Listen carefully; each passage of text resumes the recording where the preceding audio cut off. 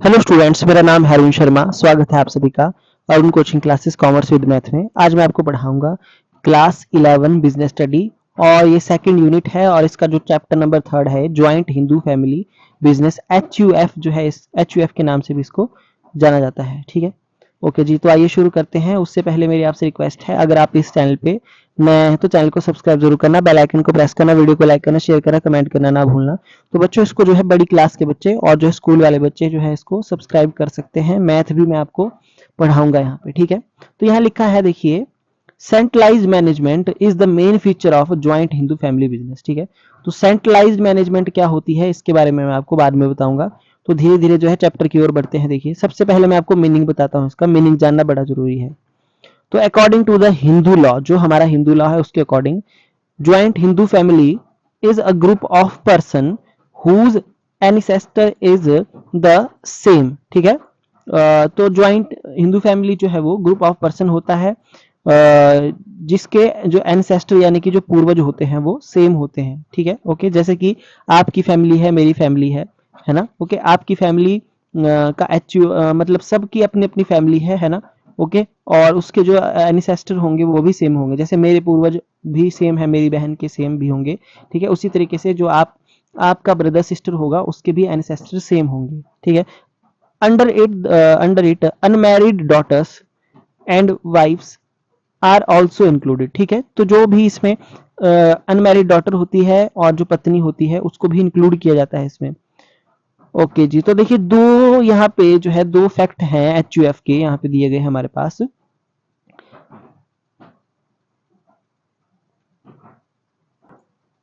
सो पहला क्या है, को पार्सनरी, और दूसरा है कॉमन प्रॉपर्टी। ये दो है, ये दो इसके जो है बेसिक यहाँ पे फैक्ट बताए गए हैं। ठीक है, तो को पार्सनरी का मतलब हुआ common ownership in the ancestral property. ठीक है, okay.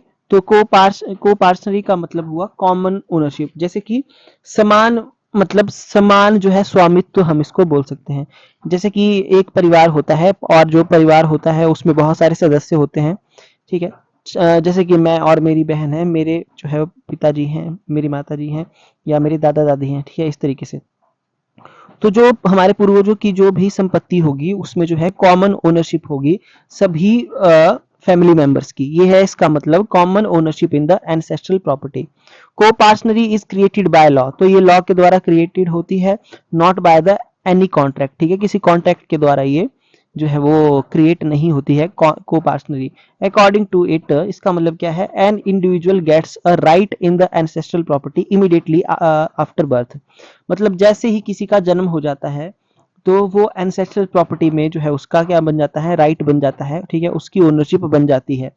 That person is known as co partner, तो उसको क्या बोलते हैं, उसको बोलते हैं को पार्टनर। ओके, तो HUF में जो जितने भी मेंबर्स हैं उनको क्या बोलेंगे, को पार्टनर बोलेंगे। Okay, this individual can also ask for division of the ancestral property. तो ये जो आपका इंडिविजुअल होता है, पर्सन, ठीक है, अभी जिसका जन्म हुआ, बाद में वो बड़ा हो जाता है ना, या फिर जो बड़े पर्सन है घर के, वो जो है वो एंसेस्ट्रल प्रॉपर्टी यानी कि जो पारिवारिक संपत्ति है, पूर्वजों की संपत्ति है, उसके डिवीजन का की जो है वो डिमांड कर सकते हैं। ठीक है, उसके डिवीजन की जो है वो एंसेस्ट्रल प्रॉपर्टी के डिवीजन की डिमांड जो है वो कर सकते हैं कोई भी इंडिविजुअल पर्सन होगा, अपनी फैमिली का, अपनी अपनी फैमिली का। तो ये हो गया आपका को पार्टनर। को पार्टनर का मतलब क्या हो गया, common ownership in the ancestral property. I hope आपको समझ में आ गया होगा। अच्छा, उसके बाद है common property. According to law, Hindu joint Hindu joint family gets recognised as undivided Hindu family only. ठीक है, तो ज्वाइंट हिंदू फैमिली जो HUF जिसको बोला, HUF किसको बोला जाएगा, HUF बोला जाएगा उसी को जो फैमिली अनडिवाइडेड होगी। When the family possesses a property that is used for the welfare of all the members of the family, the common properties including the following। देखिए, यहाँ पे कॉमन प्रॉपर्टी में जो है वो कॉमन प्रॉपर्टी की properties यहाँ पे बताई गई है, कॉमन प्रॉपर्टीज की। ठीक है, कॉमन प्रॉपर्टी में मतलब क्या क्या इंक्लूड होगा, कॉमन प्रॉपर्टी में क्या क्या आएगा। ठीक है, सेकंड पॉइंट में क्या क्या, पहला आएगा एंसेस्ट्रल प्रॉपर्टी होनी चाहिए, दूसरा property created with the help of ancestral property. ठीक है, अगर कोई और प्रॉपर्टी क्रिएट की है तो वो एंसेस्ट्रल प्रॉपर्टी की हेल्प की से होनी चाहिए।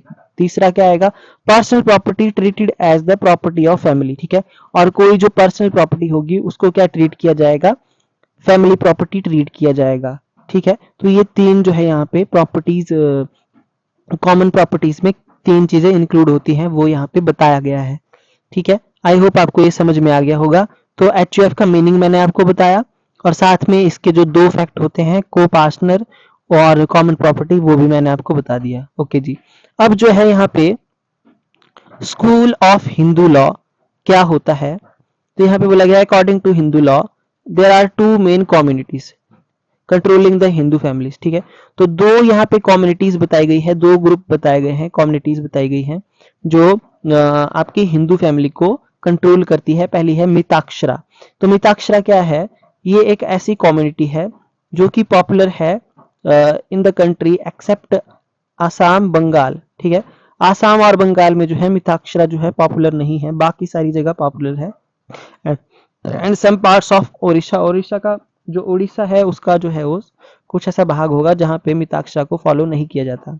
बाकी पूरे भारत में मिताक्षरा क्या है आपका एप्लीकेबल है। So in this community the movement as a son is born he gets all the equal rights along with his father in the ancestral property. जैसे कि मैंने आपको बताया, अगर कोई बेटा, देखिए सन की बात यहाँ पे कर रहे हैं, जैसे ही कोई बेटा जो है वो परिवार में जन्म लेता है तो उसको परिवार की जो पारिवारिक पूर्वजों की संपत्ति है, एंसेस्ट्रल प्रॉपर्टी है, उसमें अपने क्या मिल जाता है, समान अधिकार मिल जाता है अलोंग विद हिज फादर, ठीक है। So when he becomes an adult, जब वो एडल्ट बन जाएगा, यानी कि जब उसकी एज 18 साल या 18 साल से ऊपर हो जाएगी, he can ask for division of the family property, तो वो पारिवारिक संपत्ति के बंटवारे की मांग जो है वो कर सकता है अगर वो एडल्ट पर्सन बन जाता है। तो under this interest of members are always uncertain because a change in inevitable with the every birth और डेथ इन द फैमिली, ठीक है। बाकी यहाँ पे बोला गया है कि जो इंटरेस्ट ऑफ मेंबर्स होता है वो ऑलवेज क्या होता है, अनसर्टेन होता है, ठीक है। मतलब जो जो जो हमारे फैमिली मेंबर्स है उनका जो इंटरेस्ट का मतलब जो फायदा होगा, जो शेयर होगा उनका, है ना, वो हमेशा जो है अनसर्टेन रहेगा, है ना। ओके, अनसर्टेन क्यों रहेगा, जैसे सपोज करिए जैसे कि मैं हूं, है ना, मेरे जन्म होते ही जो है वो पारिवारिक संपत्ति का बंटवारा जो है वो कुछ अलग टाइप से होगा, और जब मैं नहीं था तब मेरे जो है वो पिताजी थे, ठीक है। तो उनमें जो है वो पारिवारिक संपत्ति का बंटवारा हुआ होगा, या फिर उनके जो फैमिली मेंबर्स हैं साथ में, ठीक है, उनके भाई उनकी बहन, ठीक है। आई होप आप समझ रहे हैं इस बात को। और इन केस अगर कोई पर्सन मर जाता है तो उसका हिस्सा भी जो है वो रिलेटिव पर्सन को दिया जाता है ना। ओके, तो ये जो है छोटी सी बात है। आई होप आपको मिताक्षरा जो है वो समझ में आ गया होगा। तो जब किसी का जन्म होता है या किसी की डेथ हो जाती है तो जो आपका शेयर होता है या इंटरेस्ट ऑफ मेंबर होता है वो हमेशा चेंज होता है, वो सर्टेन नहीं होता, ठीक है। ओके, आई होप आपको ये समझ में आ गया होगा। अच्छा, फिर है दया भागा। तो दया भाग जो है ये आपका ये सेकंड कम्युनिटी है जो हिंदू फैमिली को कंट्रोल करती है। तो यहाँ लिखा है this community prevails only in Assam, Bengal और सम पार्ट ऑफ ओडिशा। तो देखिए इन तीन जो है वो स्टेट्स में है, ये आसाम में है, बंगाल में है, बंगाल में है, ठीक है, और आपका उड़ीसा में है। तो under it a son does not get any right in the property with his birth, ठीक है। तो इस दया भाग जो आपका दया भागा है, इसके अनुसार अगर कोई परिवार में बेटा जन्म लेता है तो उसको जो है पारिवारिक संपत्ति में जो है वो राइट नहीं मिलता है किसी भी टाइप का। Ancestral property remains under the absolute ownership of the father, ठीक है। तो ओनरशिप किसके पास रहेगी, फादर के पास रहेगी throughout his lifetime. A son gets a right in the property only after the death of father. जब father की डेथ हो जाएगी तब ही उसको राइट मिलेगा प्रॉपर्टी का। आई होप आपको ये दोनों समझ में आ गया होगा, ठीक है। तो ये दोनों का जो है डिफरेंस भी बड़ा आसान है, आई होप आपको लग गया होगा पता। अच्छा, उसके बाद यहाँ पे ज्वाइंट हिंदू फैमिली बिजनेस का फिर से मीनिंग बताया गया है, तो एक बार हम इसको फिर से पढ़ लेंगे। यहाँ पे देखिए, ज्वाइंट हिंदू फैमिली बिजनेस क्या होता है, it refers to that business organisation under which all members of joint Hindu family carry a business, ठीक है। परिवार के सभी मेंबर क्या कर रहे हैं, वो बिजनेस चला रहे हैं अंडर द कंट्रोल ऑफ मुखिया और कर्ता ऑफ द फैमिली। जो भी आपका मुखिया है या कर्ता ऑफ द फैमिली है उसके अंडर, ठीक है। ओके, अच्छा जी, पूरा कंट्रोल किसके पास है, मुखिया या कर्ता के पास। तो when a business enterprise is run by the people belonging to the same family and they run the business as a family business, so it is called joint Hindu family business, ठीक है। तो देखिए एक बिजनेस एंटरप्राइजेस है जो कि run की जा रही है किसके द्वारा, सेम फैमिली के द्वारा, है ना, सेम मतलब उन लोगों के द्वारा जो सेम फैमिली से बिलोंग करते हैं, जैसे कि आपकी जो आपका भाई है, ठीक है, आपकी बहन है, या आपके पिताजी है, माताजी है, जो भी है, ठीक है, ओके। और they run the business as a family, ठीक है, वो फैमिली बिजनेस की तरह इसको चला रहे हैं, तो उसको बोलेंगे ज्वाइंट हिंदू फैमिली बिजनेस। तो in such a form of business authority of control is in the hand of karta, ठीक है, जो परिवार का कर्ता होता है या मैनेजर ऑफ द फैमिली होता है, उसके हाथ में ही बिजनेस का पूरा कंट्रोल होता है। The other members of family work under the control and guidance of the कर्ता, जितने बाकी के अदर जो मेंबर होते हैं वो जो काम करते हैं किसके कंट्रोल और किसकी गाइडेंस में, कर्ता की गाइडेंस में। The eldest member of the family happens to be its karta and he has absolute authority to raise loan, deal with other parties and take decisions। देखिए यहाँ पे क्या बोला गया है, जो एल्डेस्ट मेंबर होता है फैमिली का, eldest member of the family happens to be its karta, he has absolute authority to raise loan. जो आपका देखिए परिवार का जो सबसे बड़ा सदस्य होगा, एल्डेस्ट मेंबर होगा, वो परिवार का कर्ता होगा, और उसको ये अथॉरिटी है कि वो लोन जो है रेज कर सकता है और अदर पार्टी के साथ डील कर सकता है या कोई डिसीजन टेक कर सकता है, ठीक है। The other member of the family can not ask for any account for the profit or loss but they can ask for the division of ancestral property। तो देखिए बिजनेस में कितना प्रॉफिट लॉस हो रहा है इसके बारे में जो है अदर मेंबर जो है नहीं पूछ सकते हैं, ओके। बट जो एंसेस्ट्रल प्रॉपर्टी है उसके उसके डिवीजन की डिमांड जो है वो फैमिली मेंबर्स कर सकते हैं। अच्छा, all have an equal share in property of the family irrespective of age of. देखिए चाहे घर का छोटा सदस्य है, बड़ा सदस्य है या कोई बुजुर्ग है ना, सबको जो है इक्वल राइट है जो फैमिली की प्रॉपर्टी में। As far as liability is concern leaving of the karta alone all have only a limited liability, ठीक है। देखिए कर्ता को छोड़ के बाकी जितने भी मेंबर्स होते हैं परिवार के उन सब की लाइबिलिटी लिमिटेड है, यानी कि जो कर्ता है आपका उसकी अनलिमिटेड लाइबिलिटी है। तो unlimited liability vested in the karta inspires him to take proper decision, ठीक है। So this type of business organisation is run only in India, ठीक है। तो HUF जो होता है बच्चों, हिंदू अनडिवाइडेड फैमिली इसको बोला जाता है ना, अनडिवाइडेड फैमिली, ठीक है, ओके। डिवाइड नहीं होनी चाहिए, ज्वाइंट हिंदू फैमिली है ये। तो इस टाइप का जो बिजनेस होता है HUF टाइप का, वो इंडिया में किया जाता है सिर्फ। As its name indicates only Hindus can establish such way, ठीक है, जो हिंदू है ना, वो ही इसको एस्टेब्लिश कर सकते हैं। तो joint Hindu family is governed under the Hindu law, okay. तो आई होप आपको ये जो है समझ में आ गया होगा कौन किसकी लाइबिलिटी अनलिमिटेड है, किसकी अनलिमिटेड है, कैसे बिजनेस चलता है, किसके कंट्रोल में चलता है और किसका जो है वो इंस्ट्रक्शन मानना पड़ता है। ये सारी बातें मैंने आपको यहाँ पे बता दी। अच्छा जी, अब जो मैं आपको फीचर बता देता हूँ, फीचर क्या है HUF का। तो देखिए joint Hindu family business is the oldest form of business organisation, so this business is regulated according to the Hindu law. तो these are the main features. देखिए पहला है operation according to Hindu law. तो ज्वाइंट हिंदू फैमिली बिजनेस जो directed according to the Hindu law, the rights and duty of the members of the family are decided by the Hindu law, ठीक है, okay. ये पहला feature है। दूसरा है मैनेजमेंट बाय द कर्ता। तो joint Hindu family business is normally managed by a senior member of the family, जो फैमिली का सीनियर मेंबर होगा उसके द्वारा जो है इसको मैनेज किया जाता है, तो उसको हम बोलते हैं कर्ता या फिर मुखिया या manager. The other members of family do not have the right to take interfere in the business, ठीक है। So every business contract needs the prior approval of the karta, ठीक है, ओके। तो एवरी बिजनेस कॉन्ट्रैक्ट, जो भी आपका कोई भी कॉन्ट्रैक्ट किया जाएगा उसके लिए जो है कर्ता का अप्रूवल जो है पहले चाहिए हमको, ठीक है, ओके। उसके बाद है लिमिटेड लाइबिलिटी। तो मैंने आपको बता दिया फैमिली मेंबर की लाइबिलिटी लिमिटेड होती है पर कर्ता की अनलिमिटेड होती है। So under the joint Hindu family business the responsibility of the members is limited only to the extent of their share, जितना फैमिली मेंबर्स का शेयर है उतनी ही जो है उनकी लाइबिलिटी है, ठीक है। The personal property of the members can not be taken for the business responsibility, okay.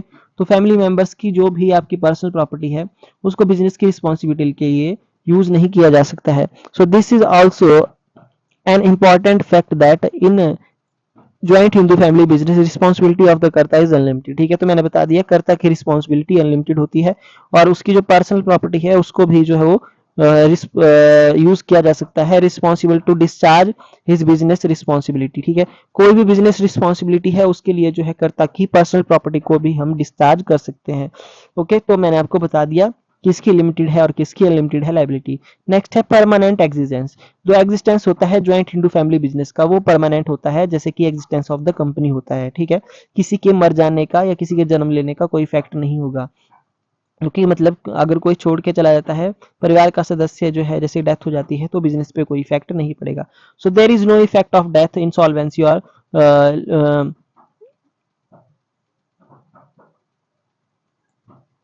Lunacy of the members of the on the business, ठीक है। बोलने का मतलब क्या है, अगर किसी फैमिली मेंबर की डेथ हो जाती है या कोई इंसॉल्वेंट हो गया कोई फैमिली मेंबर, या फिर जो है पागल हो गया, ठीक है, मानसिक हालत जो है उसकी ठीक नहीं है, तो इस केस में जो है वो बिजनेस के एग्जिस्टेंस पे कोई भी इफेक्ट नहीं होगा, वो परमानेंट चलता रहेगा। अच्छा, मेंबरशिप बाय बर्थ, जैसे कि मैंने बताया, अगर परिवार में कोई बच्चा जन्म लेता है तो वो क्या बन जाता है, फैमिली का मेंबर बन जाता है और बिजनेस का भी मेंबर बन जाएगा। A child gets right in the property of the HU Hindu undivided family with his birth. तो बर्थ के साथ ही वो परिवार की संपत्ति में क्या बन जाएगा, जो है वो हिस्सेदार बन जाएगा। तो he automatically becomes a member of the business, तो ऑटोमेटिकली वो बिजनेस का भी मेंबर बन जाएगा, ठीक है। अच्छा, उसके बाद है यहाँ पे ओनली मेल मेंबर। देखिए यहाँ पे क्या बोला गया है, ओनली मेल मेंबर। तो only male members can be को पार्टनर। जो को पार्टनर होगा हिंदू अनडिवाइडेड फैमिली में, ज्वाइंट हिंदू फैमिली में, वो सिर्फ और सिर्फ मेल मेंबर होगा को पार्टनर।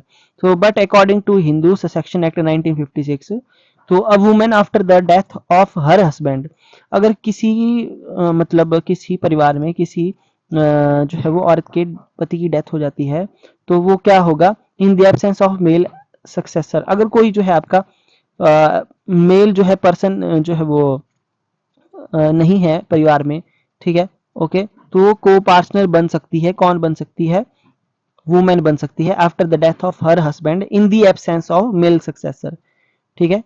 तो वुमेन कैन बिकम को पार्टनर ऑफ द बिजनेस, ठीक है, of the business family business. I hope आपको समझ में आ गई होगी बात। नेक्स्ट है रजिस्ट्रेशन। तो देखिए, there is no need to any registration of the joint Hindu family business, ठीक है। तो एचयूएफ के माध्यम से अगर आप बिजनेस करना चाहते हैं तो आपको किसी भी टाइप की कोई भी रजिस्ट्रेशन की रिक्वायरमेंट नहीं होगी। So there is no need to complete any legal formality for इस्ट एस्टेब्लिशमेंट, ठीक है। आई होप आपको समझ में आ गया होगा। तो एचयूएफ के लिए किसी भी टाइप की कोई भी रजिस्ट्रेशन की आवश्यकता नहीं होती है ना। तो देखिए, ये मैंने आपको बता दिया फीचर और इसका मीनिंग, और जो है साथ में मैंने आपको बताया स्कूल ऑफ हिंदू लॉ के बारे में। तो आई होप आज के लिए इतना ही ठीक है ना। तो मेरी आपसे रिक्वेस्ट है कि चैनल को सब्सक्राइब जरूर करना, बेल आइकन को प्रेस करना, वीडियो को लाइक करना, शेयर करना, कमेंट करना ना भूलना। तो इसी तरीके की वीडियो मैं आपके लिए लेके आऊंगा। Thank you so much.